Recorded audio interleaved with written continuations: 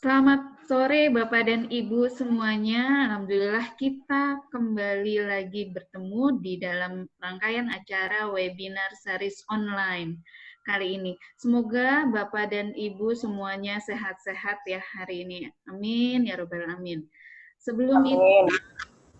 Sebelum itu, kami dari Prodi Magister Manajemen Telkom University mengucapkan selamat Hari Raya Idul Fitri, minal aidin wal faizin, mohon maaf lahir dan batin. Oke, baik Bapak dan Ibu, untuk kali ini di sini saya sapa dulu.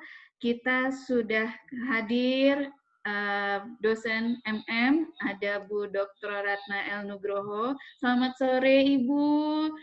Oke, beliau expert di digital entrepreneurship. Kemudian juga ada Ibu Dr. Astri Gina yang sudah hadir juga sebagai pembicara hari ini. Selamat sore Ibu. Assalamualaikum Bu Rizky. Waalaikumsalam. Kemudian tidak lupa kita juga ada moderator kita hari ini dan saya bangga untuk memperkenalkan moderator kita kali ini, Mbak Hanan. Mbak Hanan, selamat sore. Selamat sore Bu Rizky. Ya, Mbak Hanan ini masih tercatat aktif sebagai mahasiswa Prodi MM untuk kelas eksekutif 37 ya Mbak ya? Betul Bu, betul. Oke, tidak berpanjang-panjang lebar. Sekarang saya akan memberi ini untuk saat ini kita akan membahas webinar Academic Talk Ecopreneurship memperluas cakrawala pemikiran to expand the horizon of thinking. Ya, tidak berpanjang lebar, kita akan segera masuk ke dalam sesi kita. Tapi untuk itu kita mau melihat profil dari moderator kita kali ini. Silahkan Mas Tias, tolong dibantu.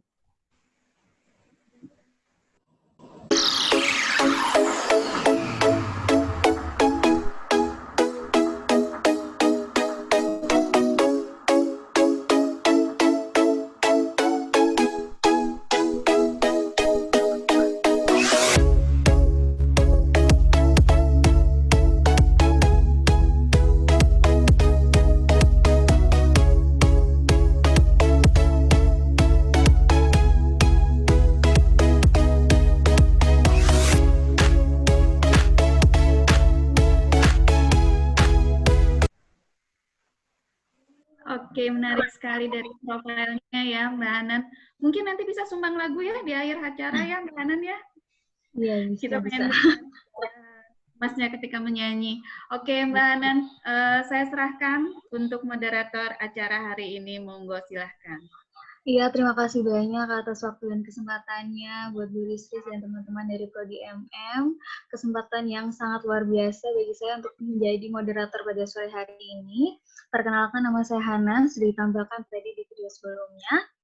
Nah, pada kesempatan hari ini saya akan membacakan beberapa peraturan saat mengikuti webinar series yang dipersembahkan oleh MM Telkom University. Yaitu secara pertama, host akan secara default mute seluruh mikrofon peserta untuk menghindari noise saat pembicara memaparkan materinya. Yang kedua yaitu peserta dapat bertanya melalui fitur chat yang akan diakomodir oleh saya nanti. Dan ketiga, sertifikat dapat diberikan pada peserta yang berada dalam sesi kali ini selama minimal 60 menit. Yang selanjutnya, peserta wajib menggunakan nama lengkap asli atau sesuai nama pendaftar saat menggunakan Zoom sebagai tanda bukti kehadiran webinar pada sore hari ini. Pada akhir acara, akan dilaksanakan sesi foto sehingga kepada Bapak Ibu sekalian kami mohon dengan sangat untuk menyalakan kameranya karena sebagai dokumentasi harap dandan dengan cantik dan ganteng supaya nanti pas di foto kelihatan pas kita udah join pada webinar pada sore hari ini. Dan yang terakhir, Bapak Ibu sekalian kami mohon untuk mengisi link feedback. Kenapa? Karena pada link feedback yang akan diberikan nantinya akan menggenerate dan mengirimkan e-sertifikat secara langsung kepada Bapak Ibu. Nah, tak perlu panjang lebar, pada sore hari ini kita sudah memiliki dua pembicara yang sangat inspiratif. Untuk sesi yang pertama, yaitu pembicara akan dipaparkan oleh Ibu Dr. Insinyur Ratna Lindawati Lubis. Ada pepatah katanya tak kenal maka tak sayang. Nah, kita mau lihat nih apa video profil singkat dari Ibu Ratna. Kepada Bapak Tias kami mohon bantuannya untuk play video profil dari Ibu Ratna.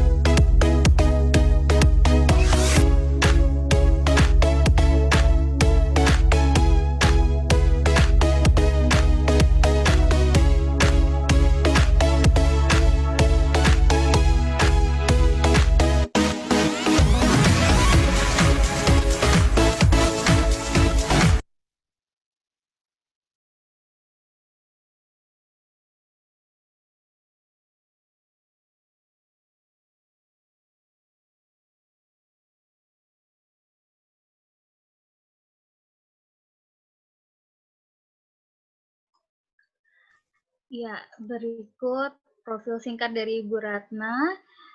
Saat ini Bu Ratna merupakan dosen aktif di Telkom University dan beliau pada sore hari ini akan memaparkan materi tentang entrepreneurship, memperluas cakrawala pemikiran to expand horizon of thinking. Kepada Ibu Ratna, waktu dan tempat kami persilahkan Ibu untuk mempresentasikan materi pada sore hari ini.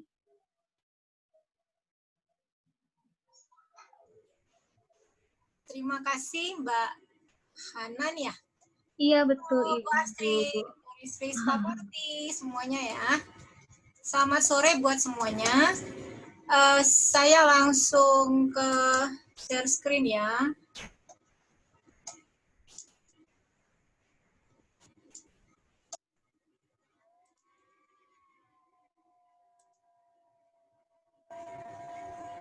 Iya.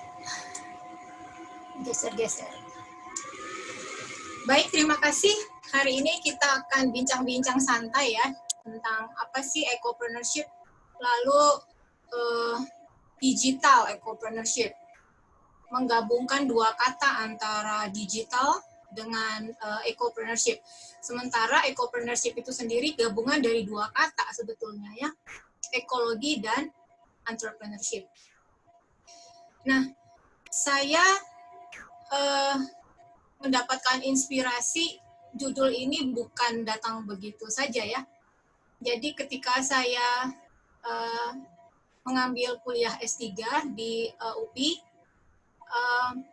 promotor saya pernah kasih nasihat gitu. Kenapa orang mau ambil S3? Saya nggak bisa jawab, kenapa ya? Gitu ya. Nah, lama gitu, panjang baru bisa mengeluarkan kalimat ini. Jadi saya pakailah kalimat ini, meneruskan pesan beliau yang sampai sekarang menurut saya tidak ada habisnya ya. Memperluas cakrawala pemikiran. To expand the horizon of thinking. Nah, saya ambil gambar itu dari Sloan ya, MIT ya. Jadi itu titik-titik itu titik-titik digital ya. Bagaimana kita sekarang posisinya berlari mungkin. Saya nggak ketemu dengan orang yang bikin ya. Nah, di sini saya akan merangkai cerita saya dari 3 pertanyaan. Ini gambar gedung kita ya, gedung kesayangan. Yang pertama, ini ditujukan kepada para mahasiswa baru ya, yang akan bergabung dengan MMTLU. Sekarang kamu ada di mana? Lalu kamu mau kemana? Bagaimana kamu ke sana? Ya, jadi ini adalah 3 pertanyaan strategis yang biasanya dipakai dalam strategic management ya. Kadang-kadang kita juga merasa bingung ya. Sekarang ada di mana gitu. Terus mau kemana gitu ya. Lalu bagaimana kita ke sana? Bagi saya sih karena masa depan gak ada yang tahu, menjawab pertanyaan ini juga nggak gampang ya. Tapi ada baiknya kita mampu menyadari kita ada di mana sekarang. Nah, dalam kondisi sekarang ini ya kita di rumah terus gitu ya, mau tidak mau gitu ya. Tapi dalam konteks Value, dalam konteks Telkom University, saya mencoba menjawab dari keberadaan, eksistensi. Telkom University itu ada 7 fakultas ya, 31 program studi. Nanti kita akan berkembang lagi ya, mudah-mudahan ya, amin. Jadi ada fakultas teknik elektro, ada fakultas informatika, masing-masing ini jadi punya 7 anak ya, masing-masing ada anaknya lagi, S2, S1 ya. Fakultas Rekayasa Industri, FRI, kita ada di FEB, Fakultas Ekonomi dan Bisnis, S2 Manajemen, karena kita punya adik namanya MBTI ya. Kemudian ada FKB, kemudian ada FIK, lalu ada Fakultas Ilmu Terapan. Nah, kita ini ada 30.000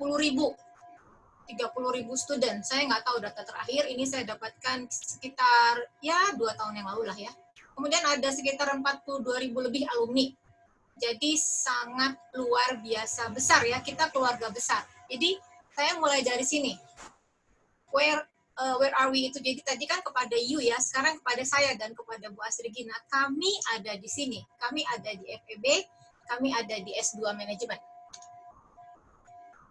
Kembali ke yang tadi, bagaimana berpikir secara strategis dengan 3 pertanyaan strategis. Saya mulai dari visi Telkom University dengan mengambil satu cuplikan koran ya, tanggal 19 Agustus 1 tahun yang lalu ya. Telyu termasuk 3 perguruan tinggi swasta terbaik ya, ada, sudah dinobatkan. Lalu di sini saya mencoba menerangkan kami ada di mana ya. Ini adalah perjalanannya ya. Jadi ada tahun 2013 sampai tahun 2038. Sekarang kita ada di tangga yang kedua. Tangga yang kedua antara 2018 sampai 2023. Ya, 2013 sudah lewat. Saat itulah Telkom University merger antara STT Telkom, IT Telkom sebetulnya dengan IM Telkom ya, dan Politeknik bergabung menjadi satu. Nah sekarang kita berada, kaki kita berada di antara saya ya, kami ya, we ya, tahun 2020 menuju ke Universitas Riset dan Entrepreneurial. Itulah yang saya jadikan sebagai titik berangkat di mana ada sekarang ya. Nggak akan saya ceritakan semua ini karena nanti terlalu jauh ya. Kita fokus kepada ecopreneurship. Nah, kalau ini kita semua paham ya. Kita ada di mana? Ada di garis khatulistiwa. Konon kabarnya kita adalah negara yang paling banyak pulau-pulaunya dan yang paling panjang kalau diukur dari ujung sampai ujung, katanya begitu ya. Jadi kalau kita lihat skala ini, kita lebih dari Amerika ya. Lihat itu kotaknya. Ada 2 kotak lebih. Amerika ya mirip-mirip ya. Mereka sudah benua. Kita enggak ya, kepulauan ya, gugusan pulau-pulau. Lalu kita ada di mana? Di Jawa Barat. Kenapa saya menampilkan ini? Karena saya ingin membuka cakrawala pemikiran ya, bahwa yang namanya horizon itu sangat luas sekali. Untuk membukanya, kita perlu membuka peta yang lebih luas. Artinya apa? Wah, saya kecil banget nih, nggak kelihatan. Itu ya. Ini maksud saya menampilkan peta.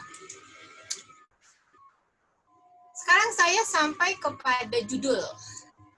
To expand the horizon of thinking ya. kalau saya buka kamus Webster ya, yang sudah cukup lama, kita mulai dari definisi. Definisi horizon itu adalah di mana garis antara bumi, ya, the line where the earth seems to meet the sky, ya. Nggak tahu tuh batasnya di mana. Karena kalau kita sampai di ujung laut sana, kita juga nggak tahu horizonnya di mana. Jadi seolah-olah kita melihat dari sini ada garis. Itu adalah horizon, ya. Itu kelihatannya tampak antara bumi dan langit, ya. Line garisnya, ya. Nah, nanti saya coba melihat supaya nggak bosen ya, sore-sore supaya nggak ngantuk, saya akan melihatkan videonya. Ini adalah beberapa video yang mungkin Bu Asri Gina juga tahu ya, waktu itu ikut pengalamannya. Jadi, definition of horizon itu ada beberapa, A, B, C, D, ada secara geologi juga. Saya ambil dari yang pertama ya, line where the earth seems to meet the sky. Nah, yuk kita tonton videonya sebentar ya.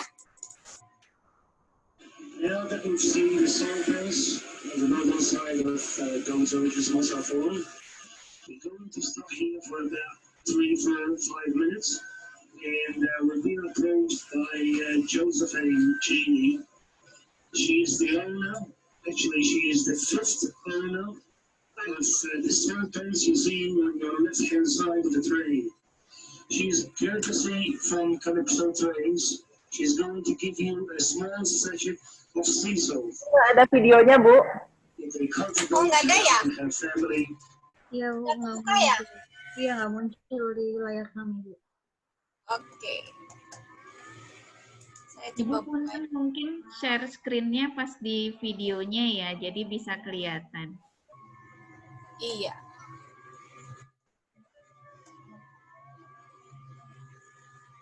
Saya stop share dulu ya.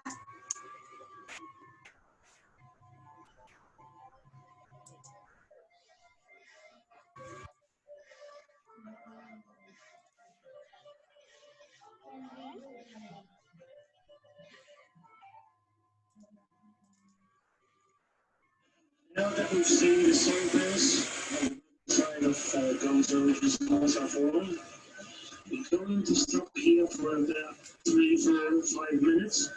And we're being approached by Josephine. Iya. Kira-kira seperti itu ya. Bisa lihat tadi? Nggak kelihatan, Bu. Belum muncul, Bu. Iya, masih belum muncul. Saya ingin memperlihatkan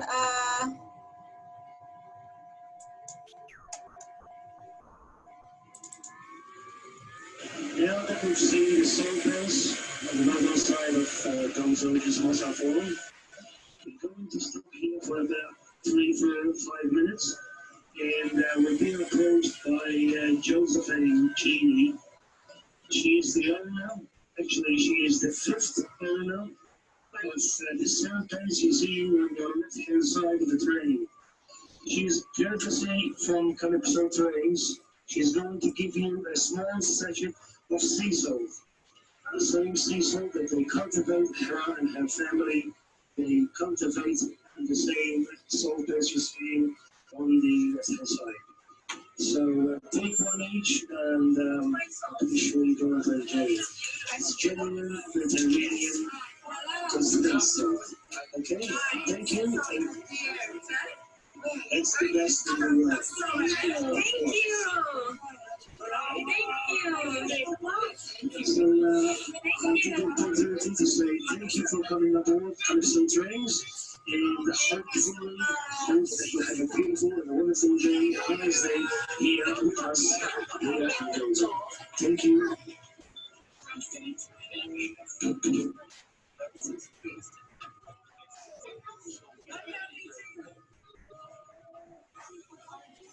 This salt is very good for cooking.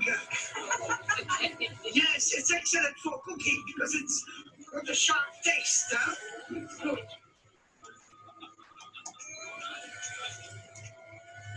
Iya. Bisa ya lihat videonya ya? Bisa, Bu, sudah tampil. Ya. Jadi itulah maksud saya yang namanya horizon. pertemuan antara garis laut dan garis langit ya. Sangat luas. Nah, kenapa kita perlu memperluas cara pandang? Saya ini S1-nya dulu belajar itu tuh, gambar itu tuh. Jadi kita dibatasi oleh dimensi. Dimensi kita berapa? Kalau dilihat dari gambarnya Neuvert itu ya, arsitek data itu kita cuma mampu melihat 60 ke kanan, 60 ke kiri. Jadi untuk bisa melihat 360, kita harus muter. Nggak mungkin, karena kita matanya terbatas ya. Jadi sebetulnya kita sudah punya standar ergonomic dimension. Jadi sekarang itu yang namanya social distancing itu bukan karena muncul begitu saja 1,5 meter, itu ada ilmunya juga gitu ya. Kita nyaman dengan 1,2 gitu. Sudah ada studinya ya. Nah, to expand the horizon of thinking itu artinya adalah we have to learn to look at things with a 360 degree perspective ya. Nah, ini ada video yang lain ya. Bagaimana cara melihat 360 derajat?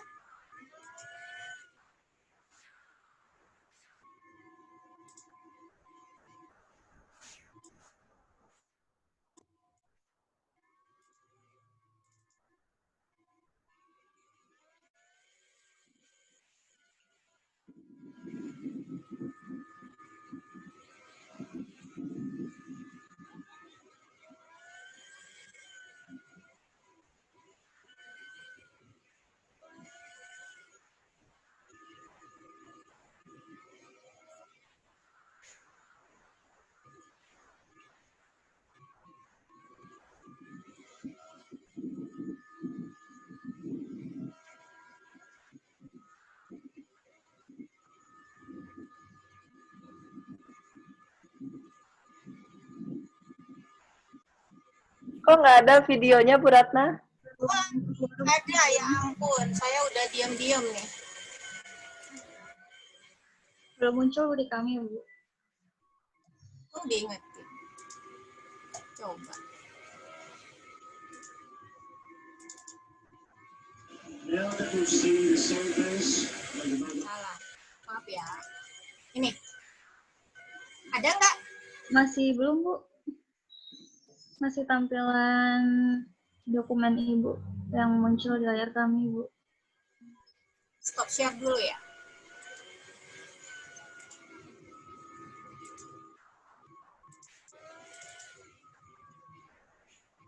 Ada Mbak Asna? Masih sama, Bu? Masih belum ada, Bu. Masih belum ada. Bisa buka berarti ya? Ya udah, nggak apa-apa. Saya lanjut ya. Saya nggak bisa dibuka.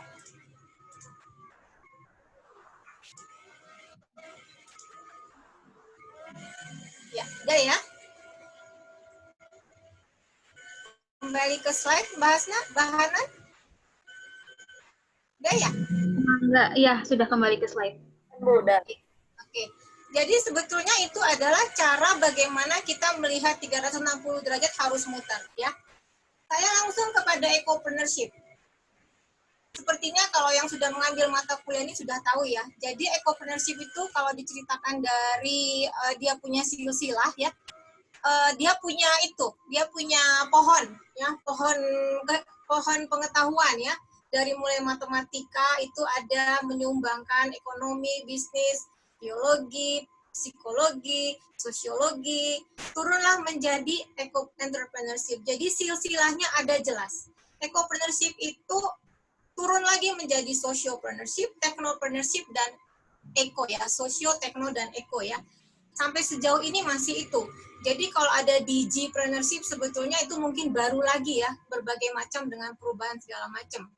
Sebetulnya itu juga sudah dibahas ya sejak mulai tahun 90-an. Ada beberapa buku yang kita bisa baca sebagai referensi ya. Sehingga ada banyak definisi ecopreneurship itu yang pasti asal katanya adalah ekologi dan entrepreneurship. Ada yang bilang itu adalah entrepreneurship berbasis lingkungan ya, macam-macam ya. Nah, sekarang saya dan Bu Asri Gina di dalam mata kuliah ini berangkat dari Undang-Undang Republik Indonesia ya tahun 2012 ya tentang pendidikan tinggi, bahwasanya dosen itu punya 3 tugas tanggung jawab: melakukan pendidikan, penelitian, dan pengabdian kepada masyarakat ya. Nah, sekarang ini saya mengkaitkannya lagi dengan yang namanya SDG ya. SDG itu adalah Sustainable Development Goals yang akan dicoba untuk dicapai sampai tahun 2030. Sementara itu ada juga yang yang menurut berita terakhir, impact ranking dari perguruan tinggi itu dikaitkan dengan SDG oleh Times Higher Education. Sehingga nanti mata kuliah entrepreneurship ini yang digabungkan dengan digital akan diarahkan dalam bingkai Sustainable Development Goals. Di mana SDG sendiri itu sudah ada peraturan presidennya. Di situ ada peran akademisi, expert, pemerintah, parlemen, filantropi, bisnis, dan juga corporate social responsibility serta media ya. Jadi kalau dilihat gambar yang tengah ini, akademisi itu berperan untuk capacity building, monitoring evaluation, dan prepare the policy paper. Jadi kita mencoba untuk membuat riset-riset yang memberikan saran membuat kebijakan ya. Kira-kira seperti itu nanti dalam mata kuliah entrepreneurship. Nah, kemana kita mau pergi? Tadi SDG 2030 ya. Nah, di sini teman-teman sekalian ya, kalau bicara tentang SDG, itu banyak sekali kendalanya ya. Saya tidak akan baca semua, tapi yang jelas di sini adalah the problem is lack of political will and knowing doing gap. Itu bukan saya yang ngomong ya. Yang ngomong itu adalah Profesor Otto Scharmer ya dari MIT ya, yang banyak bicara tentang entrepreneurship ya, summit dari mulai banyak lah gitu ya. Jadi sebetulnya Prof. Otto inilah yang sekarang banyak menggaungkan social operating system dan juga upgrade our mental from ecosystem to ecosystem awareness. Jadi kepekaan itu pindah dari ekosistem ke ekosistem. Teman-teman kalau mau menggali lebih lanjut tentang SDG dan kenapa itu susah dipahami, susah dicapai dan segala macam, di sini ada alamatnya ya, Presencing Institute blog ya. Di situ nanti ketemu akan banyak cerita-cerita. Nah, kemana kita akan pergi? Tadi ada 3 pertanyaan ya. Kita ada di mana? Kami ada di mana? Mau kemana? Bagaimana ke sana ya? Nah, di sini saya mencoba untuk membuka ya. Di dalam buku halaman 89 itu saya mengidentifikasi 3 hal ya. 3 hal yang bisa menjadi jawaban akan adanya persoalan-persoalan lingkungan ya. Yang pertama, nanti Bu Astri Gina akan banyak cerita ya. Kita bisa eksperimen dengan bisnis model yang baru-baru ya. Tetapi lebih kepada diutamakan mengarah kepada lingkungan ya. Jadi a new business model, kita bereksperimen terus untuk menghadapi persoalan itu ya, yang namanya krisis, segala macam krisis termasuk sekarang ya. Yang kedua, sebagai entrepreneur ya, as influencer entrepreneurs yang banyak berargumentasi ya, can do attitude is much more likely to succeed than don't do, won't do, or can't do mindset. Jadi harusnya bisa. Bukan nggak bisa, nggak mau, nggak bisa, nggak mau. Harus bisa, can do attitude ya. Dan yang ketiga, harusnya kita bisa menganalisis ke belakang ya, track down, study, kemudian terus-menerus mempelajari di sepanjang can do tadi. Tambah lagi kalimatnya, we can work out how to do it. Entrepreneurs who are already hard at work on developing real world solution. Jadi, we can work out how to do it. Tambah. Jadi, kita melatih diri untuk selalu menemukan hal yang baru. Ya, saya katakan ini adalah perjalanan di mana akan membangun ecologically oriented innovation yang akan dicoba untuk dicapai sampai tahun 2030. Itu adalah tantangan kita. Lalu bagaimana kita ke sana? Saya dengan Bu Astri Gina itu sudah melakukan beberapa project dengan mahasiswa ya. Kita namakan Socio Entrepreneurship Project. Di sini fokus kita adalah membawa para university students, kemudian komunitas masyarakat untuk menggabungkan ide-ide bisnis yang berdampak kepada lingkungan ya. Ini adalah foto-foto kami ketika pergi ke kebun belajar, kemudian kami belajar di Tunas Nusa, kemudian ke Cisurupan ya. Ada beberapa sebagai dokumentasi. Bagaimana kita ke sana? Ini juga ada beberapa foto. Dengan cara apa ya? How do we get there? Dengan cara kami ingin membangun pohon akademik ya. Dengan siapa? Dengan masyarakat. Ini adalah beberapa foto dokumentasi yang saya ambil dari kegiatan saya dengan Bu Asri Gina untuk membangun pohon akademik yang dibangun dengan cinta ya. Jadi pohon itu akarnya kuat ya, tadi entrepreneurship. Ada juga mantra yang dijadikan sebagai penyemangat. Yang pertama adalah lifelong learners atau pembelajar sepanjang hayat. Sky is the limit, tidak ada batas, terus bertumbuh seperti daun dan pohon ya, dengan 360 derajat perspektif, cara pandang, utuh menyeluruh. Jadi ada 3 semangat, pembelajar sepanjang hayat, terus bertumbuh, utuh menyeluruh. Lifelong learners, sky is the limit, and with a 360 degrees perspective. Itulah yang akan saya angkat hari ini, mengapa penting untuk memperluas cakrawala pemikiran. Masih bagaimana kita ke sana sekarang ya? Di sini juga kami terus melakukan pengabdian kepada masyarakat, karena tidak akan jauh-jauh perginya ya. Tidak kemana-mana, udah aja di sini sekarang dan di lokal gitu ya. Nah tujuannya adalah yang tadi academic family yang tadi, dengan adanya digital kita terhubung dengan digital tadi. Digital itu apa sih sebetulnya? Digital itu sebetulnya sarana ya, teknologi ya, on, off, like, dislike, terus hanya ada 2 digital itu ya, karena dia terdiri dari 2 nomor, 0 dan 1 ya. Jadi di sini saya mendefinisikan digital ecopreneurship itu adalah bagaimana memaknai yang tadi ibunya adalah entrepreneurship sebagai jalan membangun tridharma perguruan tinggi berbasis digital. Jadi digital itu hanyalah sebagai tools, alat. Contoh, kita mau motong kue misalnya ya, motong kue ulang tahun ya, pakai garpu bisa. Pakai alat yang lain bisa ya. Tapi ada alat potong pisau yang khusus untuk kue ulang tahun atau cake ulang tahun ya, yang akan membuat potongan itu menjadi cantik ya. Nah, jadi digital itu sebetulnya adalah hanya alat aja ya. Yang penting adalah semangatnya. Bagaimana kita ke sana? Sebetulnya itu sudah terjadi ya. Ada tulisan The Economist ya, The Entrepreneurial Society, ini tahun 2009. Yang sekarang bergerak menjadi Ecopreneurial Society. Ya, dengan caranya bagaimana yang tadi itu saya katakan, pembelajar sepanjang hayat, terus bertumbuh dan utuh menyeluruh. Itulah yang kami inginkan dari mata kuliah Ecopreneurship ini, yang dibantu oleh digital.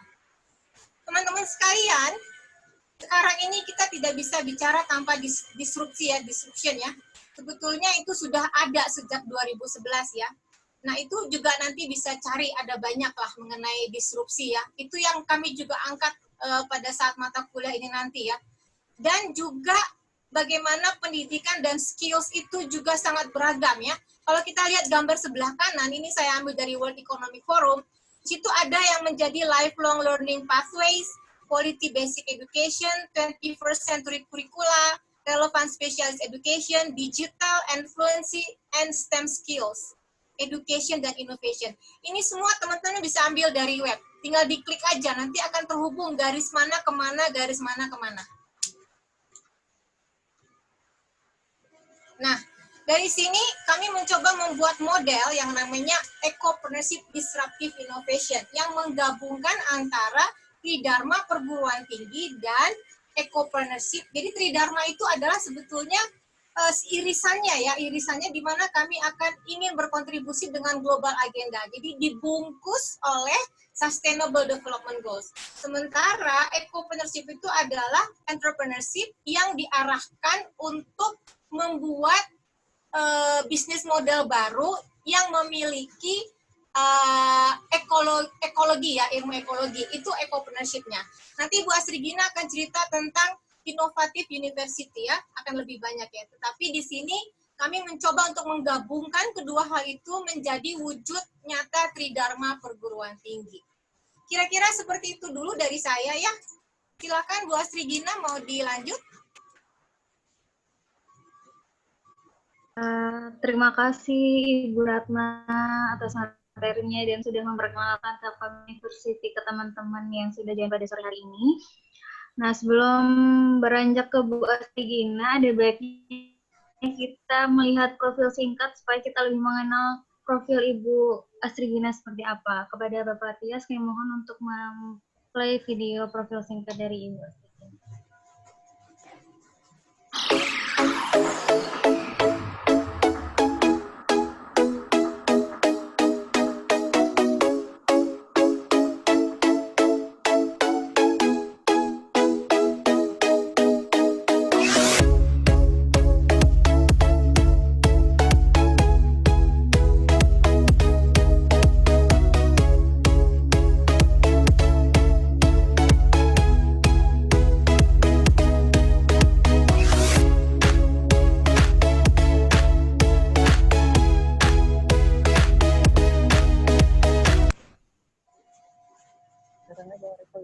Yap.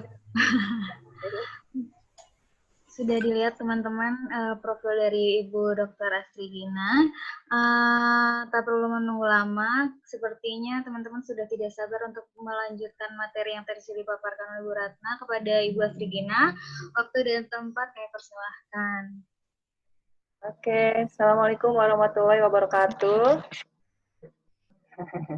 Ya, terima kasih Mbak Hanan. Makasih Bu Ratna tadi sudah memberikan gambaran yang cukup clear ya buat pengantar di sore hari ini. Baik, tidak berlama-lama saya coba share. Bentar.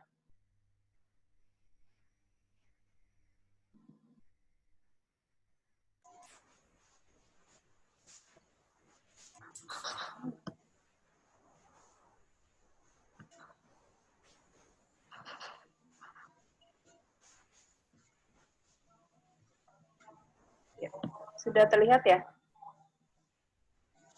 Sudah Bu, sudah muncul di layar kami. Tinggal di, nah. Sudah ya? Presentasi. Sudah. Ya. Sebetulnya topik yang dibawakan sama ya, menyambung dengan yang dibawakan oleh Bu Ratna, yaitu tentang memperluas cakrawala pemikiran. Jadi kedua aspek yang dibawakan oleh Bu Ratna dan yang akan dibawakan oleh saya ini memang saling terkait. Di mana kita buka kembali ya, mungkin slide-nya Bu Ratna di sini. Mohon maaf kalau agak lambat. Oke. Nah, tadi terakhir ditutup dengan ecopreneurship dan disruptive innovation ya, EDI model, di mana adanya irisan antara inovatif university dan ecopreneurship ke dalam Tridharma perguruan tinggi, di mana kita melakukannya ya dalam kehidupan sehari-hari kita adalah mengajar, meneliti, dan mengabdi yang memang fokus di bidang kewirausahaan dan yang lebih fokusnya lagi adalah di entrepreneurship. Jadi memang yang kita sasar adalah masyarakat berbasis ekologi ya, dan pemberdayaan masyarakat yang sekitarnya gitu. Nah, kaitannya dengan topik yang sudah Bu Ratna paparkan, seperti tadi di awal sudah dikatakan bahwa perjalanan Telkom University dari 2013 dan sekarang ada di fase kedua di mana Telkom University ini menuju kepada research dan entrepreneurial university.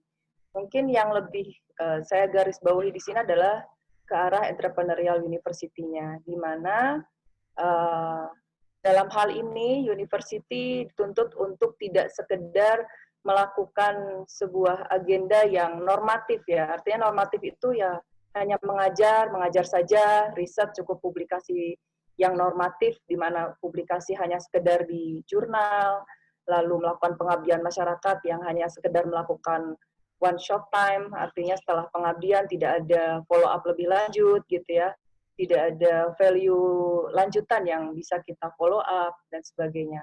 Jadi di sini lebih diarahkan bagaimana mengintegrasikan kegiatan pengajaran, penelitian, dan pengabdian itu supaya lebih sustain dan lebih kepada arah komersialisasinya.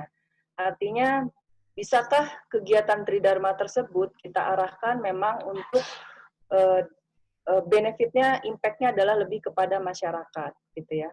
Nah, untuk menuju ke sana, yang which is itu sudah sangat dekat ya, di 2023, di mana kita membutuhkan university ini harus berinovasi ya. Makanya ada istilah inovatif university, ini saya dapatkan dari buku yang Bu Ratna sharing juga ya, dari Christensen tahun 2011, di mana di sana ada 3 hal yang memang menjadi harus disediakan harus di-provide lah dari university ya, untuk menjadi inovatif university. Yang tadi mungkin sedikit banyak sudah dibicarakan juga sama Bu Ratna ya, di mana ada enabling teknologi, ada bicara juga tadi mahasiswa yang berbicara di project Ecopreneur itu yang sustainable business model, lalu kita bicara juga active networking, di mana kita juga mencoba melingkan mahasiswa dengan cakrawala yang jauh lebih luas, kita tidak hanya belajar dalam ruangan kotak yang hanya terbatas mendeliver materi 2 arah antara dosen dengan mahasiswa, tapi mahasiswa juga belajar dari lingkungan sekitar, belajar lebih berempati dengan kondisi permasalahan yang lebih real ya di sana. Bagaimana ini dibungkus supaya bisa custom dan harmonis gitu ya dengan atmosfer akademik kampus kita gitu ya. Nah, pertanyaannya, mengapa sih kita sebagai lembaga pendidikan harus berinovasi gitu. Sementara mungkin kita tahu sendiri sebetulnya kalau lihat dari perjalanan lembaga pendidikan yang sudah berusia 100 tahun sekalipun gitu, itu ya begitu-begitu saja implementasinya, artinya tidak menjadi serta-merta langsung ibaratnya kehilangan pasar dan sebagainya gitu. Mungkin tanpa inovasi pun tetap peminatnya tetap ada, berjalan kegiatan belajar mengajarnya tetap berjalan dan sebagainya.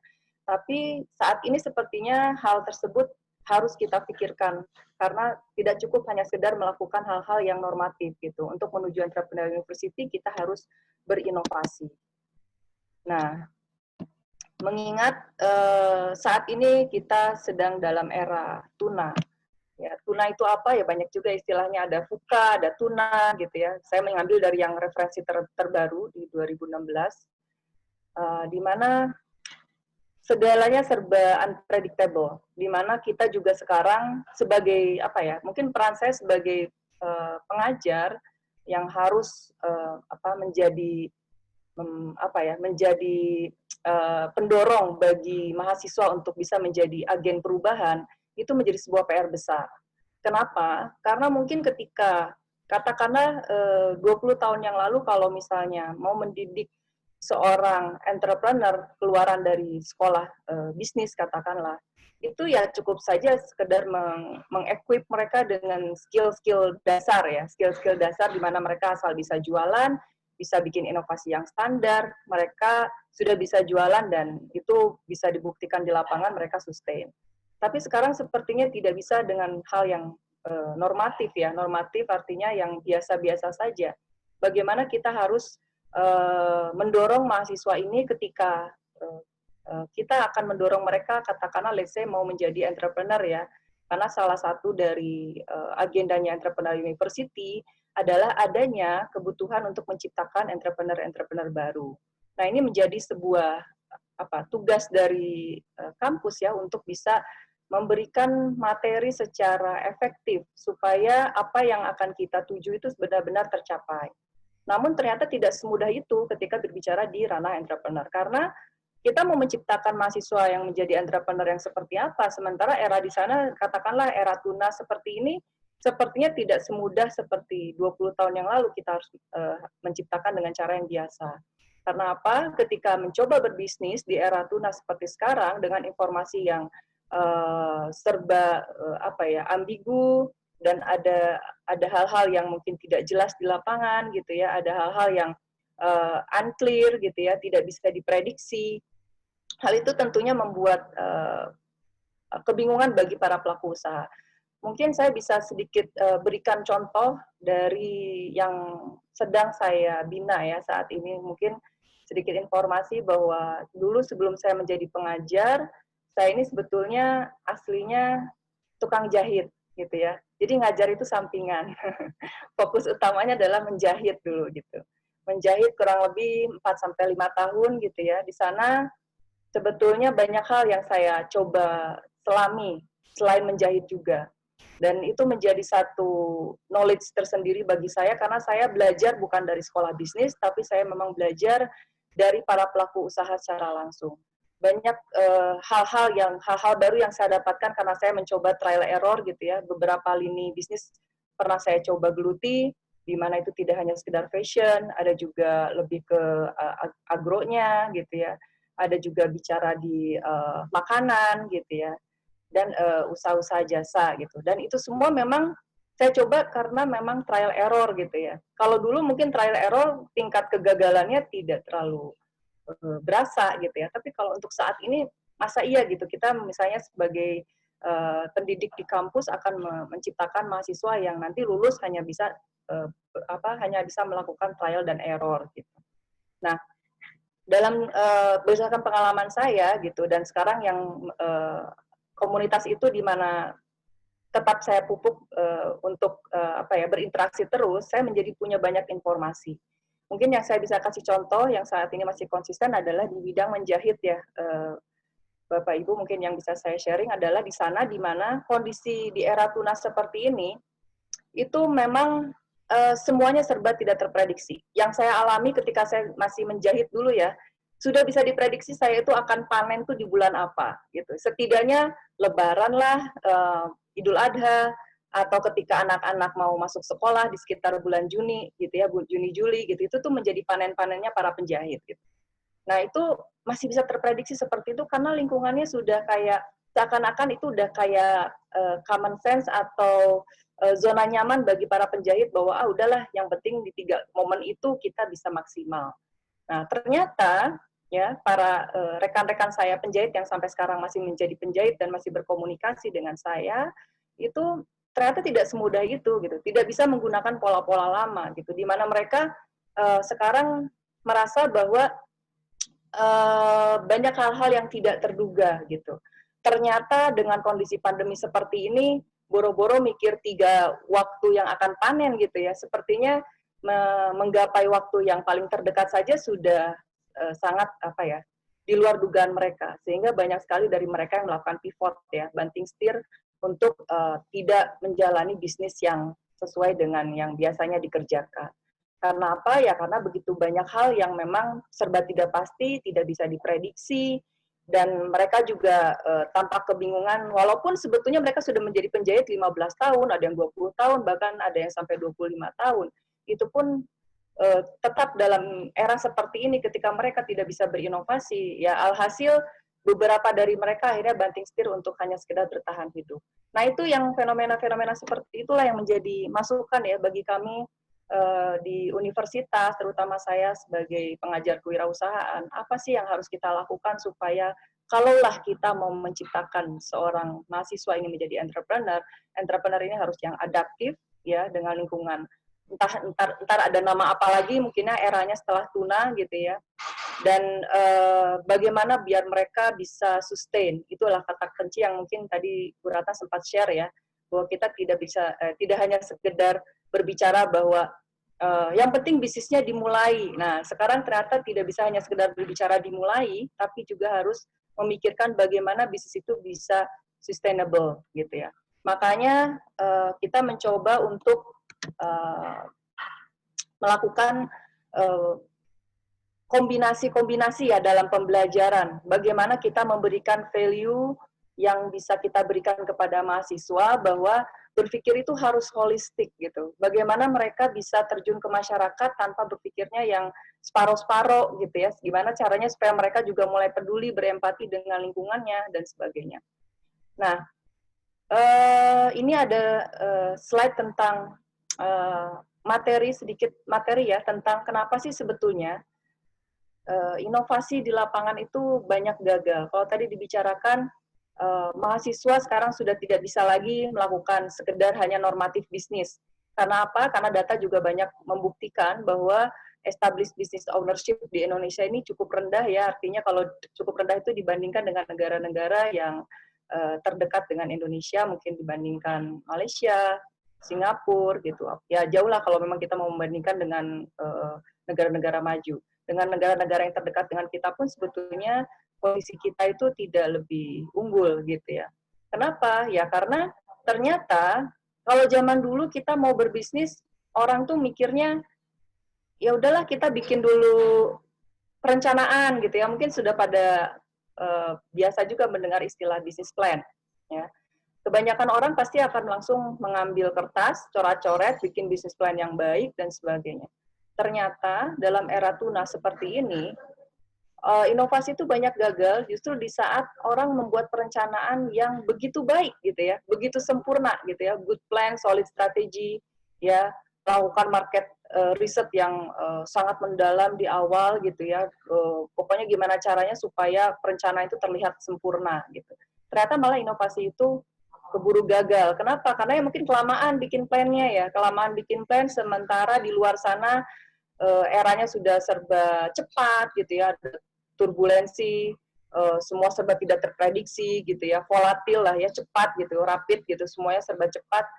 Sementara kita hanya ngotak-atik di belakang layar, di belakang laptop gitu ya, ngurusin tentang perencanaan gitu. Sehingga dalam bukunya Eric Rice mengatakan bahwa ternyata good plan itu bisa menjadi salah satu cikal bakalnya inovasi itu gagal gitu ya. Atau ada juga case yang lain di mana orang terlalu menyepelekan. Ya udahlah jalanin aja. Nah ini adalah yang kedua, inilah yang saya temukan di lapangan ya. Kebanyakan para micro bisnis yang saya temui itu adalah ada di tahap 2. Di mana mereka itu ya udahlah segimana arusnya aja, yang penting kita mah bisa makan. Jadi mereka masih tahap di necessity entrepreneur. Di mana mereka berbisnis itu hanya untuk sekedar memenuhi kebutuhannya sehari-hari. Nah, di sini ada diagram ya, ada diagram di mana sebetulnya ada visi yang menjadi dasar dari sebuah usaha gitu ya. Lalu ada strategi, ada produk. Nah, kebanyakan yang diotak-atik oleh UKM ya, itu adalah lebih kepada produknya. Mereka gonta-ganti produk. Bahkan yang kasus yang saya sebutkan tadi, UKM yang ada di bidang jahit itu, tidak sedikit mereka banting setir ke bidang makanan gitu. Mereka berpikir yang penting bisa bertahan hidup lah, apapun yang bisa saya jual deh. Yang kalau mau reseller juga oke, mau produknya apapun oke. Akhirnya mereka gado-gado, apapun mereka jual. Jadi mereka sudah tidak pada kompetensi base-nya lagi, sudah tidak pada lininya lagi gitu. Yaitu mereka ngotak-atik produknya gitu. Padahal sebetulnya kalaulah mereka misalnya dalam era seperti ini tahu betul apa sih yang menjadi esensi dari berbisnisnya mereka mungkin tidak harus kayak apa ya, latah gitu ya, lihat orang jualan apa, ikut jualan apa. Nah itu pun yang memang menjadi kendala utama dari para mikro bisnis ini ya, dan dimana kalau kita juga mau mendidik mahasiswa kita, ya mereka juga akan berawal dari mikro dulu gitu ya. Nah ini juga menjadi PR besar, bagaimana mereka tidak serta-merta asal menjalani bisnis itu, tapi enggak juga harus melulu lengkap gitu ya, bis plan-nya harus dinilai dulu oleh expert gitu dan sebagainya, sehingga mereka baru berjalan. Keburu ketinggalan gitu, artinya mereka keburu kelibas oleh inovasi-inovasi lain yang jauh lebih cepat ke lapangan gitu. Nah mungkin hal ini juga bisa kita gambarkan dari mungkin Bapak ada yang sudah sangat mengenal ya dengan Start with Why ini yang dari Simon Sinek, di mana fenomena ini menggambarkan bahwa betapa banyak orang sebetulnya dia sangat paham apa yang dia sedang kerjakan. Ya mungkin kalau kasusnya di UKM tadi, dia sangat paham apa yang dia kerjakan. Dia tahu dia penjahit. tahu dia penjual makanan sehat misalnya, atau dia tahu dia sebagai penjual jasa, salon dan sebagainya gitu.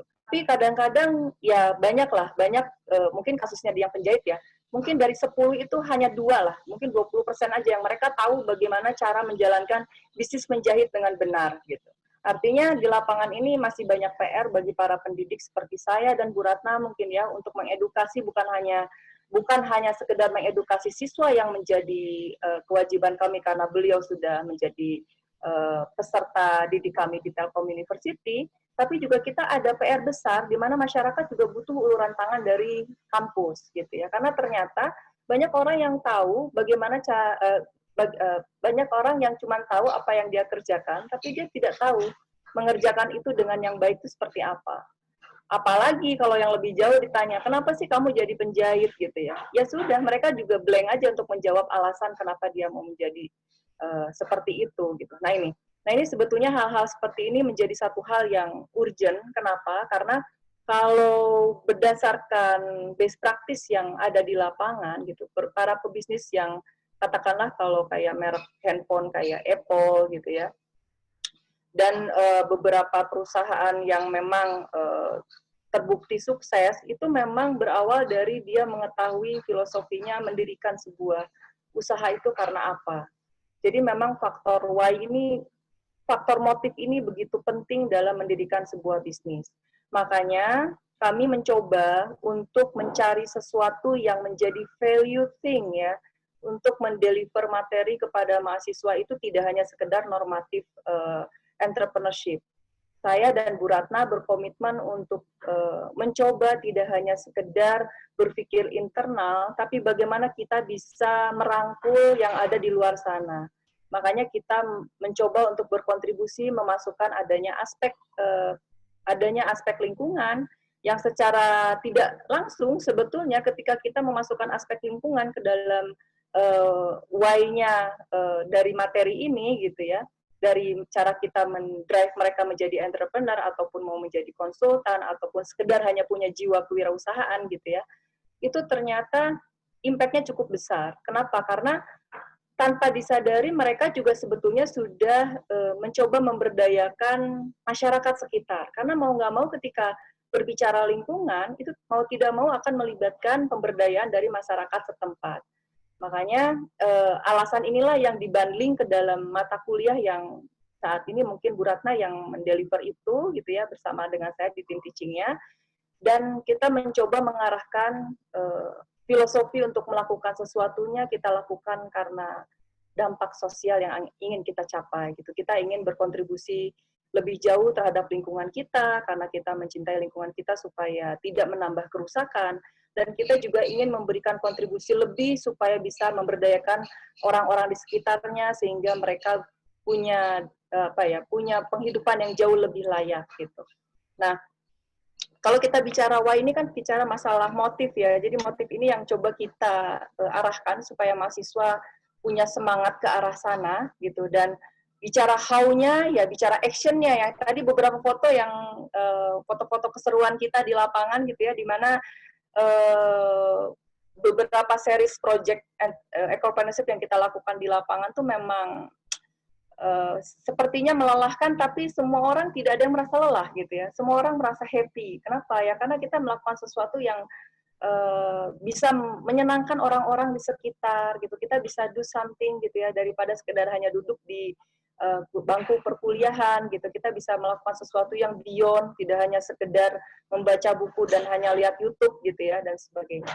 Jadi how ini bicara action-nya. Makanya ketika why-nya sudah kita suntikan gitu ya, ibaratnya kita sudah influence supaya mereka memahami bahwa lihatlah di luar sana tuh faktor ekologi, faktor sosial itu menjadi sesuatu hal yang urgenitasnya harus kita pikirkan. Dan ketika dia sudah merasa firm dan merasa komit, ya siap saya ingin menuju ke sana, kita ajarkan melalui proyek-proyek yang kita lakukan secara real di lapangan. Nah, bentuknya apa yang akan mereka lakukan, itu adalah bicara produknya, idenya, what-nya gitu ya. Jadi mereka itu mencoba mencarikan sebuah ide yang bisa menjadi solusi bagi permasalahan di lapangan. Mungkin contoh kasus yang bisa diambil misalkan bagaimana mereka ingin mencoba menyelesaikan permasalahan sampah, katakanlah ya gitu, sampah di satu komunitas tertentu, bagaimana menjadikan itu menjadi lebih sederhana, tidak merepotkan, dan kita masukkan unsur digitalnya. Nah, itu yang coba mereka usulkan. Ide-ide seperti apa yang setidaknya bisa membuat lingkungan yang sedang mereka lakukan observasi itu menjadi lebih baik di kemudian hari. Dan biasanya juga kita mencoba untuk menggarap itu selalu berkesinambungan. Artinya bukan berarti satu wilayah itu ketika kita tidak garap lagi lantas kita tinggalkan. Kita selalu mencoba untuk memfollow up-nya dari setiap semester, tahun ke tahun gitu ya, selalu melibatkan mahasiswa untuk mencoba peduli bahwa di lapangan tuh ada sesuatu PR besar yang harus kita pikirkan gitu ya. Jadi memang dalam hal ini kita mencoba untuk mengarahkan mahasiswa, kalaulah dia menjadi seorang leader suatu hari, kita ingin membuat mereka menjadi seorang leader yang inspiratif gitu ya. Bagaimana mendorong mereka menjadi inspiratif leader, bukan manipulatif leader. Apa yang membedakan? Ya ketika mereka menjalankan sebuah bisnis, kalau dia inspiratif leader, dia akan terjun ke lapangan dan dia akan melakukannya dengan passion, dia akan melakukannya dari hati gitu ya. Dia akan melakukan yang terbaik bersama orang-orang yang tentunya satu visi ya untuk menjalankan itu semua gitu. Tapi kalau misalnya dia hanya sekedar menjadi manipulatif leader, biasanya dia hanya fokus kepada gimana caranya ya supaya saya bisa menghasilkan uang dari ide yang saya buat ini. Jadi fokus orientasinya sudah kepada profit. Nah, itu akan terlihat sekali perbedaannya ketika sudah di lapangan. Karena kalau sudah menjadi manipulatif leader, dia akan melakukan cara-cara atau strategi-strategi yang mungkin ya semua orang udah normatif melakukan seperti itu ya. Misalnya melakukan pemasaran di media sosial, melakukan gerakan-gerakan diskon lah, melakukan gerakan-gerakan membujuk pelanggan lah, dan sebagainya. Itu sesuatu hal yang sebetulnya sangat normatif. Kenapa? Karena loyalitas yang dibangun tidak kepada jangka panjang. Nah, bagaimana kita mencoba untuk mendrive mahasiswa ini menjadi seorang inspiratif leader yang suatu hari ketika mereka mendirikan sebuah bisnis, mereka itu bisa mendapatkan trust dengan mudah dari lingkungan sekitarnya. Karena ketika trust ini sudah bisa terbangun gitu ya, dan dimana kita tahu bahwa trust ini dibangun dari emosi ya, bukan dengan logika gitu ya. Artinya ketika mereka sudah trust, ya mau produk apapun mereka cenderung akan follow gitu. Mau kita keluarkan produk seperti apapun, kalau trustnya sudah muncul, ya mereka cenderung akan mengadopsi dari produk-produk tersebut gitu.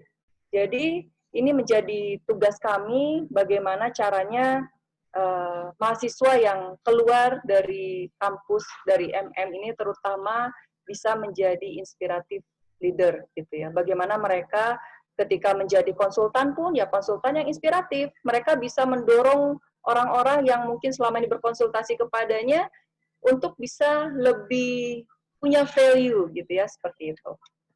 Oke. Nah, saya lanjut kepada slide berikutnya adalah gimana sih caranya, gitu. Sekarang kita mau create novelty di era tuna ini, gitu ya. Ternyata kita tidak bisa lagi langsung seperti dulu membuat bisnis plan tebal-tebal, bahkan kalau dulu kayaknya kalau bisnis plannya tipis tuh malah diketawain, apaan tuh planningnya kayak gitu, kayaknya tidak menggambarkan apa-apa, nggak clear, ini nggak clear, dicoret-coret, lebih clear lagi, nah kayak gitu. Sekarang sepertinya sudah tidak seperti itu ya eranya. Artinya kita boleh bermimpi besar gitu ya, think big gitu ya, tapi kita harus mulai dari batch yang small. Gimana caranya batch small ini bisa menjadi sebuah media kita untuk belajar artinya untuk memperbaiki produk itu kan tidak mungkin kita tunggu dia sempurna lalu kita launching, tapi biarkanlah kita mencoba ide itu kita launch dengan kapasitas yang minim gitu ya, tapi dengan itu kita bisa mendapatkan feedback gitu ya. Makanya kalau di bukunya Eric Rice cukup dengan 3 hal saja, kita build the idea, lalu kita coba measure apa yang ada di lapangan, dan dari data yang ada kita bisa belajar. Belajar untuk apa? Ya, untuk perbaiki ide tersebut. Jadi memang ide itu akan sempurna seiring dengan feedback yang terjadi dari para penggunanya. Jadi bukan dari kesempurnaan itu bukan hadir dari foundernya ya, itu dia yang selama ini menjadi salah kaprah. Kenapa? Karena kebanyakan orang-orang berbisnis itu merasa sempurna dari versi foundernya. Padahal sang pengguna tidak membutuhkan itu. Nah, itu yang sering membuat para entrepreneur terjebak dalam hal-hal kesempurnaan, sehingga mereka lupa bahwa yang dilayani dalam bisnis ini adalah konsumennya yang tentunya punya needs-nya tersendiri gitu ya. Jadi artinya di sini itu malah dalam bukunya Eric Rice itu malah diajarkan bagaimana kita secepat mungkin gagal. Bukan berarti kita ngarep-ngarep gagal, tapi katanya tidak mungkin lah, nggak akan pernah belajar kalau kita tidak pernah gagal. Jadi memang gagal itu suatu momen yang ditunggu untuk kita belajar something. Justru kalau mulus-mulus aja, sebetulnya katanya produk tersebut tidak akan pernah sempurna. Karena tidak ada kesempurnaan dari asumsi. Kesempurnaan itu harus divalidasi. Nah, untuk mendapatkan validasi tentunya para pebisnis mengalami kegagalan dulu. Dan dia akan belajar dengan cepat. Dan loop ini akan terus bergerak gitu ya. Dan seberapa lama sebetulnya satu loop ini diselesaikan, semakin cepat semakin baik. Jadi loop ini bisa berulang kali iterasinya untuk mencapai kepada kesempurnaan sebuah produk gitu ya. Oke, lalu next. Nah, setelah kita mendapatkan sebuah idea yang memang jelas pasarnya siapa, penggunanya siapa, gitu ya. Ini juga ada tools yang coba kita ajarkan ketika di MM, gitu ya. Tools ini sebuah diagram di mana kita bisa memahami lebih jauh dari perilaku konsumen, value proposition canvas. Jadi toolsnya cukup sederhana saja, bagaimana kita petakan kelakuannya konsumen. Nah, ini yang saya suka tuh karena anak-anak disuruh ke lapangan ya. Artinya kalau dia mengambil ranah objeknya adalah di bagian lingkungan atau sosial, mereka benar-benar terjun ke lapangan. Mungkin kalau sebelum pandemi ini mereka happy-happy aja gitu ya, ke lapangan bertemu dengan orang, berkomunikasi, memahami esensi dari permasalahannya seperti apa. Dan ketika dia sudah paham, barulah dia sadar bahwa ternyata yang kita tuliskan di atas kertas itu banyak salahnya. Nah, disitulah ternyata kita belajar bahwa berbisnis dengan menggunakan asumsi itu tidak bisa. Karena kita harus memvalidasi dulu ide-ide kita di lapangan, betul nggak ini yang mereka butuhkan? Ada nggak pasar yang akan kita bidik? Sehingga di bagian sisi kiri yang disebut dengan value proposition ini, di mana itu adalah solusi yang akan ditawarkan dari seorang pebisnis, betul-betul sesuai dengan needs yang dari konsumen yang akan menggunakan produk tersebut. Makanya di sini ada value yang kita berikan harus fit terhadap profil konsumen yang akan dilayani. Nah, itu pun ketika mahasiswa sebelum mendapatkan materi ini, mereka ya pede-pede aja gitu. Mereka pede-pede aja punya asumsi yang udah cukup keren gitu ya. Atau mereka misalnya mau wawancara startup gitu, startup yang memang bergerak di bidang ekologi dan sosial misalnya.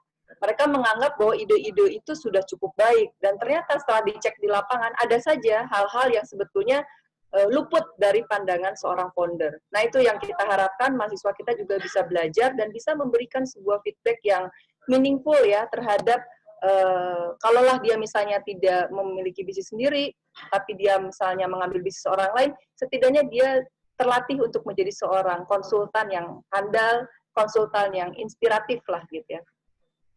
Oke, lalu setelah itu barulah kita mengisi kotak-kotak yang mungkin Bapak Ibu di sini juga sudah cukup familiar ya. Apa-apa kalau ada kompetisi aja yang kita bilang harus ngisi bisnis model kanvas gitu kan. Nah, biasanya orang di awal dulu udah dipikirin yang kayak gini-gini. Nah, sekarang sepertinya harus dibalik. Sebelum kita ngisi ini semua, cobalah kita validasi dulu idenya sampai benar-benar yakin bahwa ide tersebut betul ada pasarnya, betul memang sudah firm dibutuhkan, dan kita bisa running dengan penuh keyakinan ya, dengan tidak ada keraguan gitu. Barulah kita isi yang seperti ini gitu ya. Kita isi siapa yang menjadi siapa yang menjadi partner kita gitu, aktivitas kita apa, berapa banyak tim yang akan kita rekrut gitu ya, dan bagaimana kita melakukan CRM kepada pelanggan dan sebagainya. Jadi kita mencoba untuk tidak mengandalkan asumsi ketika sedang memiliki ide atau sedang mendampingi bisnis dari para UKM. Kita coba untuk buktikan bahwa ide tersebut memang berjalan di lapangan gitu ya, sehingga solusi yang ditawarkan tuh lebih sesuai dengan needs yang memang ada di pasar gitu. Nah, yang kita coba lakukan ya bersama Bu Ratna, bagaimana supaya mereka sustain ya, mereka juga harus memasukkan unsur teknologi ke dalam ide-idenya tersebut gitu ya, supaya bisnis model yang mereka usulkan juga sustain. Mereka harus memasukkan unsur teknologi. Secara di era seperti ini tidak mungkin kita luput dari urusan teknologi gitu ya, dan mereka juga diarahkan bagaimana melayani pasar yang oke lah, pasarnya nggak banyak, mungkin satu kelurahan, mungkin satu kecamatan, tapi solusi itu bisa mereka pakai.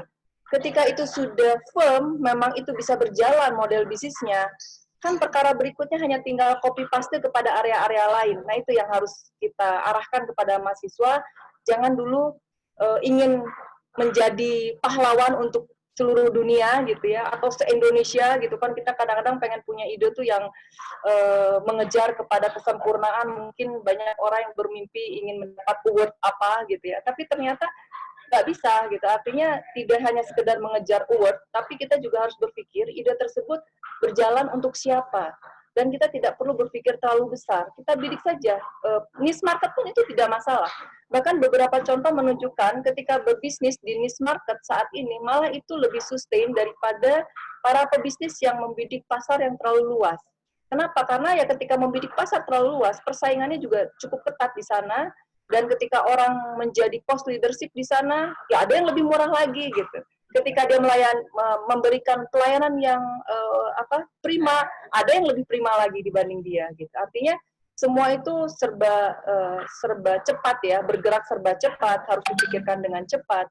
Akhirnya yang kita coba arahkan bersama Bu Ratna, kita mencoba membuat mahasiswa ini napak ke bumi ya, menapaki bumi. Gak usah terlalu ngayal-ngayal dulu yang jauh-jauh, yang penting ide kamu ini bermanfaat bagi manusia. Syukur-syukur ide ini bisa dijalankan terus oleh masyarakat tersebut, digunakan terus. Suatu hari kamu akan memetik manfaatnya, tidak hanya sekedar untuk hidup kamu di dunia, tapi mungkin untuk kehidupan yang lebih abadi, sehingga ada amal jariahnya lah gitu ya gitu. Ketika orang yang menciptakan idenya sudah nggak ada, tapi kan manfaatnya masih tetap terus bisa dirasakan seperti itu. Nah, ini mungkin slide saya yang terakhir. Jadi saya dengan Bu Ratna berkomitmen untuk memberikan pembelajaran tidak hanya di kelas, tapi juga kita beyond ya, dari hanya sekedar tatap muka di kelas. Bagaimana kita memberikan pembelajaran melalui proyek, di mana di sana juga ternyata beragam sekali passion mereka. Ternyata ada yang setelah melalui itu ada yang jadi entrepreneur, ada yang menjadi konsultan, ya ada yang memang ternyata mencintai cara mengobservasi sehingga dia juga menjadi researcher beneran gitu ya dari situ gitu. Kita berkomitmen untuk memprovide meaningful learning with meaningful tasks ya, to give the meaningful impact. Terima kasih Mbak Hanan dari saya. Ya. Ya, terima kasih Ibu Astri dan Bu Ratna. Sekarang kita langsung lanjut ke Q&A dan sudah ada beberapa pertanyaan dari teman-teman peserta webinar sore hari ini. Mungkin bisa dibantu operator untuk melihat pertanyaan-pertanyaan yang sudah kita kompilir. Dan juga tadi ada beberapa pertanyaan yang sudah dijawab oleh Bu Ratna di kolom chat pada sore hari ini. Yang pertama dari Ibu Eva Nurlina. Assalamualaikum, maaf izin bertanya, untuk saat ini berdasarkan pengalaman di lapangan, apa sesungguhnya yang menjadi kendala utama dalam menjalankan ecopreneurship? Apakah awareness masyarakat atau regulasi institusi tertentu atau bahkan regulasi pemerintah?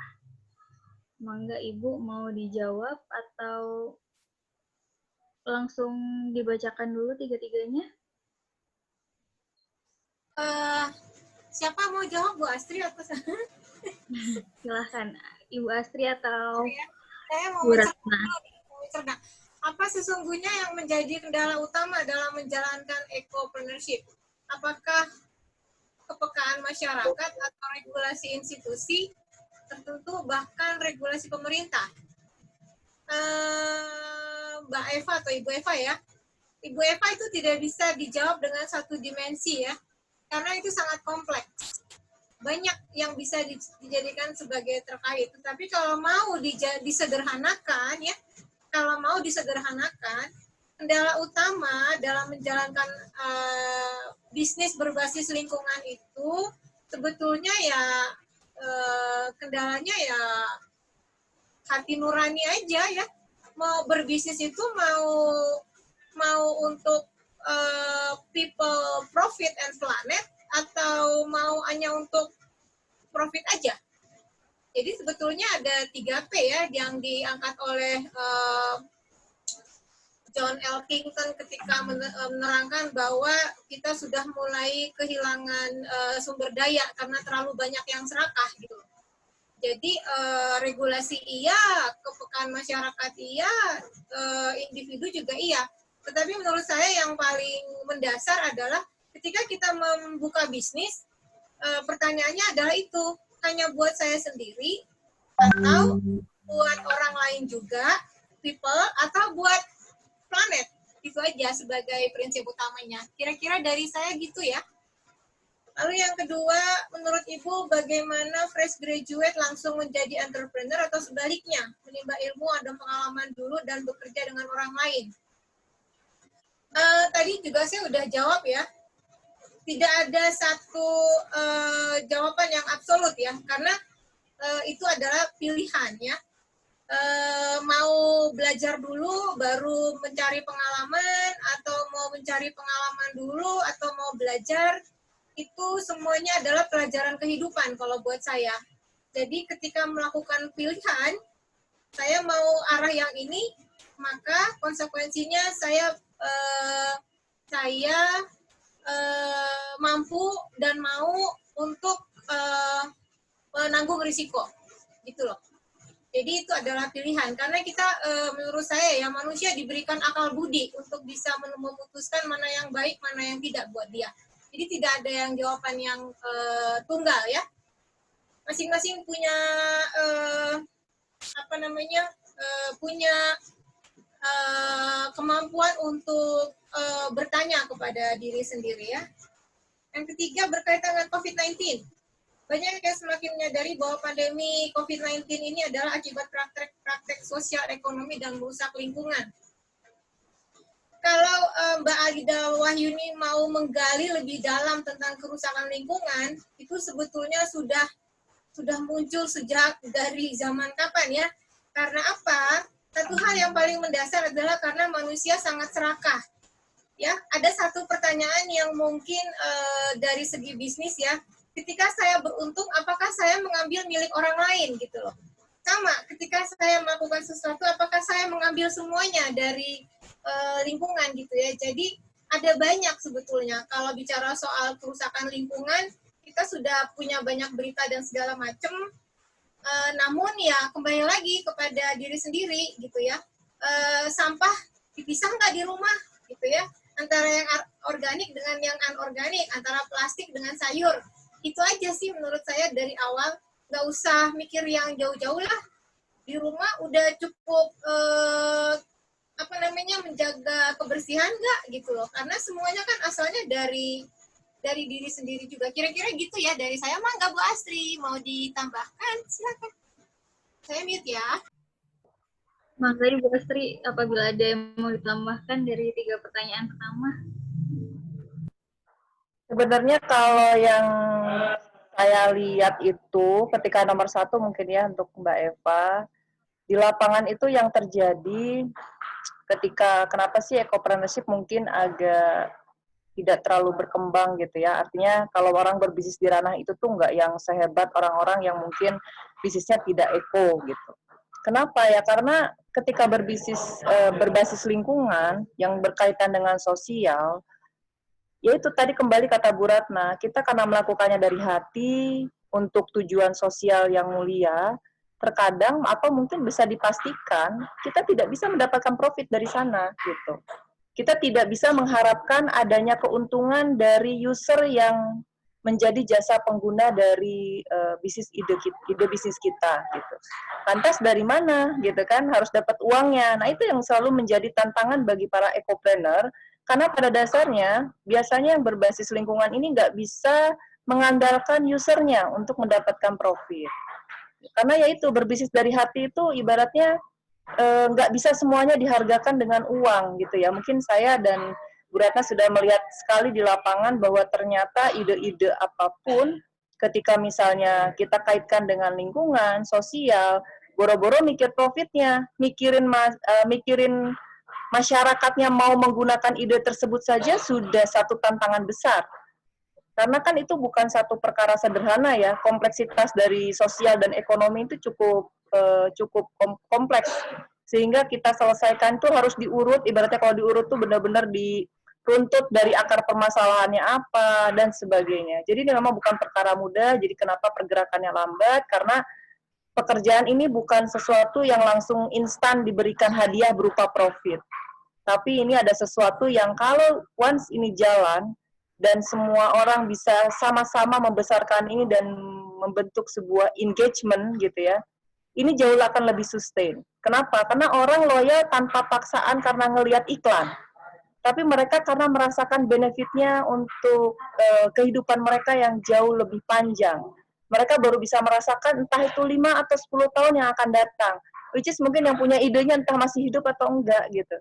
Jadi di sini memang motifnya agak sedikit berbeda, sehingga model bisnisnya pun yang kalau saya lihat sepertinya tidak bisa mengandalkan rotor penggerak untuk mencari keuntungannya dari user. Harus diarahkan ke arah yang lain. Nah, disitulah yang disebut dengan sustainability business model yang kita coba arahkan kepada mahasiswa. Kita memang sedikit mengikis harapan mereka untuk mendapatkan uang langsung dari user, ya. Tapi bagaimana kita besarkan dulu bahwa itikat baik ini akan menjadi sesuatu yang baik untuk lingkungan dan baik untuk dunia, ibaratnya seperti itu. Perkara profitnya dari mana, ya sambil berjalan nanti akan bertemu dengan titiknya dari mana uang itu akan bisa berputar untuk bisa menjalankan roda ekopreneurnya itu gitu. Ya gitu aja, mungkin itu sudah bisa cukup menjelaskan hal-hal yang tadi ditanyakan ya Mbak Hana. Oke, terima kasih Bu Astri dan Bu Ratna. Kemudian masih ada pertanyaan lagi Pak Tias mungkin?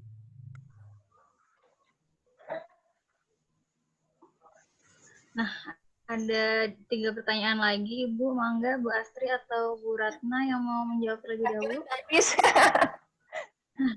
Kira udah habis, cuma 3 doang. Pak, Bu, pertanyaannya ini sangat semangat pada bertanya tentang materi hari ini. Nomor 4 saya udah jawab ya. Oh iya. Nomor 4 sudah dijawab oleh Bu Ratna di chat. Udah jawab ya. Jadi dalam menjawab pertanyaan itu, dalam memberikan pandangan itu harus memposisikan diri dulu sebagai siapa gitu. Kalau saya menjawab pertanyaannya Pak Sumaryanto Raja sebagai politikus, bahaya ya. Kalau saya menjawabnya sebagai pendidik ya. Jadi saya bilang bahwa Indonesia sudah punya model. Modelnya apa adalah apa tuh? Pepatah Bapak Ki Hajar Dewantoro. Apa ya? Ingat mangun kars sung tulodo, dia mangun karso, tuturi handayani, ya kan?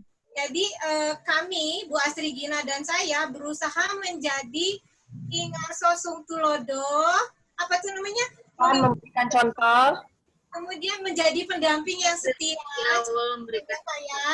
kemudian mendorong ke depan. Itu adalah model kami ya. Saya berbicara sebagai pendidik, bukan politikus ya. Yang kedua, apakah sudah ada produk? Tadi saya sudah jawab ya, produk belum ada, yang ada adalah buah pikir. Buah pikir dalam bentuk tesis, di mana kami mencoba memberikan masukan kepada para pembuat kebijakan. Yang ketiga, udah dijawab ya. Dalam era COVID ini, saya dengar cerita dari siapa ya? Sudah ada cerita dokumen kuno dari apa itu? Zaman Edan itu siapa sih yang buat itu? Pokoknya zaman Edan aja. zaman Majapahit ya, ada tuh kan ceritanya ya. Siapa tuh tokohnya tuh? Jadi sekarang ini penting untuk menjaga kewarasan dan kecerdasan. Hanya itu yang bisa membuat kita survive. Dari saya cukup, silakan Bu Astri Gina. Kenapa Bu, saya nambahin ya? Mungkin itu Bu, kalau yang nomor 5, yang dari Pak siapa, Kasino ya. Sebenarnya kalau dari MM belum ada ya Bu ya, karena kan kita juga ecopreneurship kan relatif masih baru ya, masih bayi dilahirkan gitu ya, jadi belum ada, baru usulan-usulan saja yang kita lakukan. Tapi kalau di S1 kami sudah ada, salah satunya produk yang sosial ya, dia menghubungkan antara nelayan dengan konsumennya gitu ya, yang produknya Aruna itu. Jadi kalau misalnya di S1 ya memang mungkin influence-nya saya nggak tahu apakah dari pembelajarannya atau setelah keluar dari kampus mereka mendapatkan insight gitu ya untuk memasukkan unsur sosial di sana gitu. Tapi kalau di MM rasanya kita masih merintis ya, artinya baru usulan-usulan saja gitu.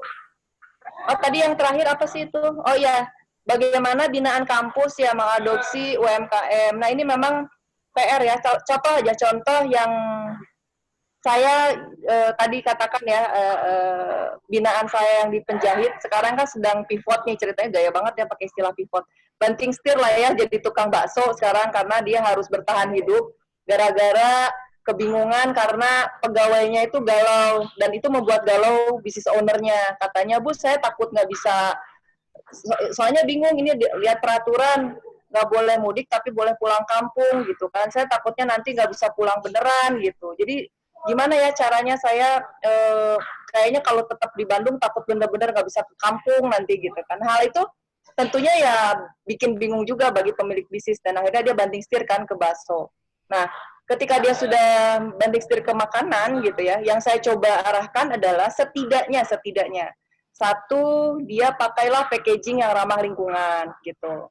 Terus yang kedua, konten ingredients dari baksonya yang sehat lah gitu ya, jangan tipu-tipu, jangan banyak manipulasi ya. Kalau daging ya buat daging gitu ya, jangan kebanyakan campuran tepung yang lain-lain lah yang ibaratnya terlihat seperti besar dagingnya padahal ternyata tidak gitu. Artinya harus ada value tambahan yang memang kita coba arahkan, setidaknya misalnya menu sehatnya dipenuhi, dan setelah itu bagaimana caranya supaya jualan nggak pakai plastik. Ini bisa nggak sih nggak pakai plastik? Ya misalnya pakai wadah yang bisa diisi ulang gitu ya, dan sebagainya. Memang harganya jadi jauh lebih mahal karena gara-gara wadah plastiknya, atau wadah plastik gitunya ya. Ya plastik tapi yang aman, artinya bisa dipakai ulang.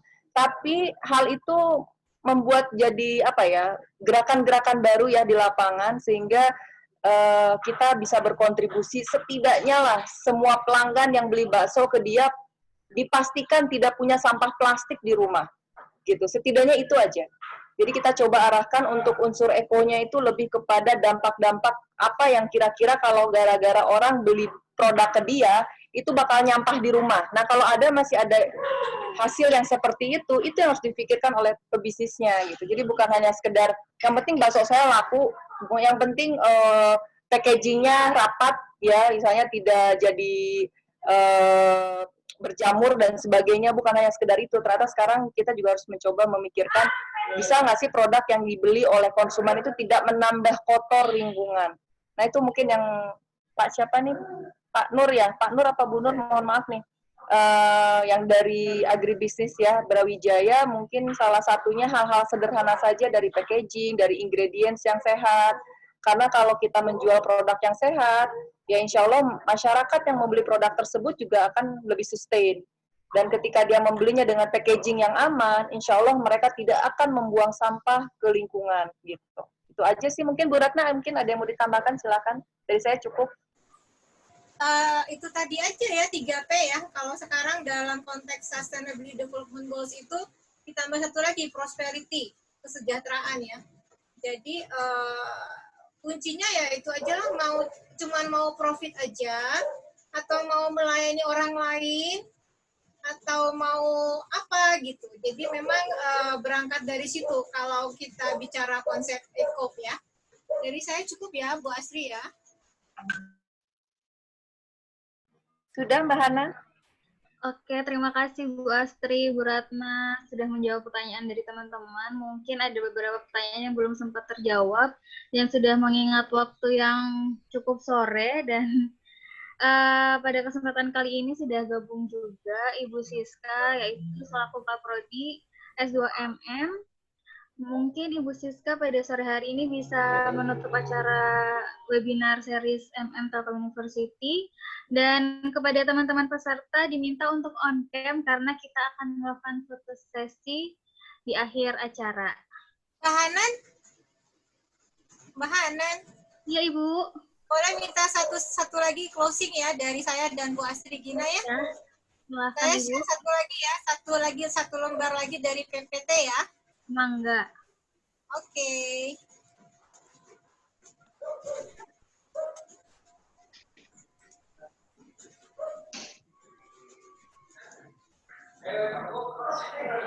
Udah kelihatan Mbak Hana? Sudah, Bu. Oke ya. Jadi dari saya sebagai penutup ya. Kembali ke pertanyaan yang 3 tadi. Mau kemana? Kamu ada di mana? Ya. Lalu mau kemana? Bagaimana ke sana? Ya. Di sini saya coba bertanya kepada teman-teman sekalian. Mau yang nomor berapa? Nomor 1, nomor 2, nomor 3, atau nomor 4, sampai nomor 17. Ada banyak yang bisa dipilih ya. Tapi intinya adalah, mari kita melakukan peran kita masing-masing untuk menuju masa depan yang lebih baik kepada seluruh umat manusia. Demikian dari kami ini sebagai penutup. Perjalanan masih panjang ya, tapi kita menuju masa depan yang lebih baik. Dan saya dan Bu Astri akan bersedia mencoba untuk menghadirkan diskusi-diskusi yang lebih menarik lagi dalam mata kuliah ini ya, Something Better for Your Academic Journey. Demikian dari saya, terima kasih. Mbak Hana, saya kembalikan kepada Mbak Hana. Terima kasih sekali Bu Ratna dan Bu Astri. Kepada Bu Siska, waktu dan tempat kami persilahkan untuk menutup acara pada sore hari ini. Dan sembari Ibu Siska menutup acara, mungkin teman-teman bisa on cam supaya kita bisa lihat nih yang hari ini join penampilannya gimana nih. Pada mandi apa sambil tiduran? Ya.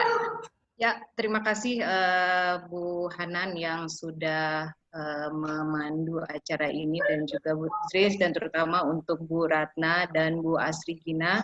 Terima kasih sekali atas kesempatannya selama masa WFH-nya sore-sore ini masih mau berbagi ya dengan kita semua. Dan juga kepada rekan-rekan semua yang sudah hadir di acara webinar MM ini, kami mengucapkan terima kasih sekali.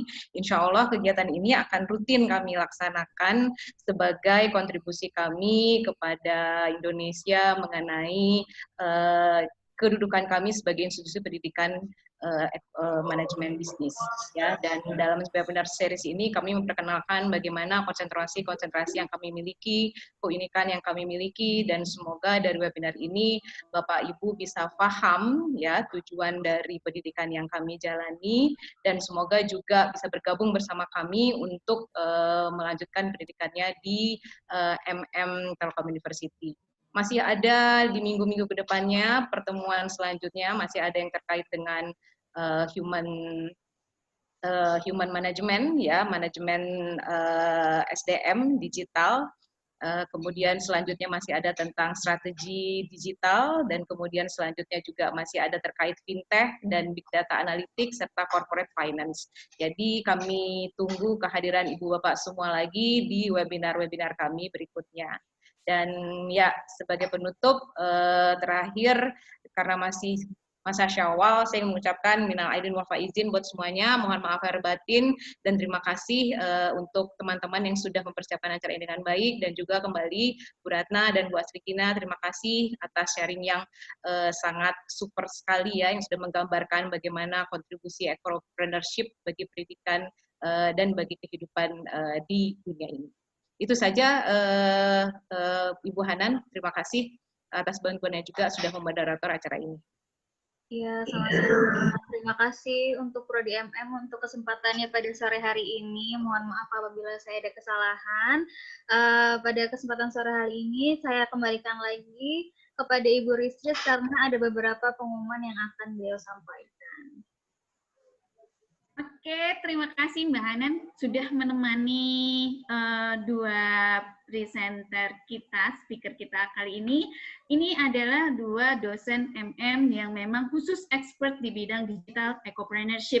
Jadi, kalau nanti ada yang masuk ke MM dan juga memang sangat tertarik dengan digital ecopreneurship, nanti bisa bertemu lagi, berdiskusi lagi. Tadi banyak sekali ya pertanyaan yang memang nggak sempat terjawab. Jadi dari setiap webinar itu memang nggak sempat kejawab semua. Mudah-mudahan nanti yang nggak kejawab kita bisa share juga jawabannya di grup Telegram.